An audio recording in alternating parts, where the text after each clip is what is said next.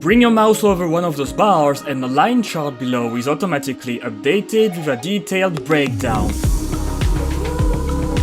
Hello there, my name is Fanilo. I'm happy to announce the release of Streamlit eChart 040. You are finally able to get back data from a mouse event on a chart element. You click, double click or mouse over. Here's how to do it. I usually browse the gallery page until one of the graphs pops in my eye, and then I grab the JSON options. This is what Streamlit eChart expects as input, but as a Python dictionary instead. So I copy paste it into my editor and fix it to make a dict, usually by adding double quotes around the keys, uppercasing boolean values, and replacing the data in the series and access elements. I should do a tutorial on this. And now display the chart in the app.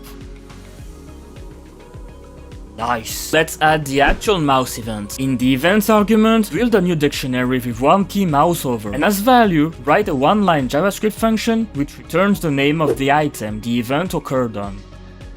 Store the results from the Streamlit eChart call and display it in your app. Extra. Now you can reuse this value directly, for example to filter data for a new plot. If you want more detailed videos about Streamlit and eCharts to get your data science noticed, then leave a like on this video and follow me for more updates.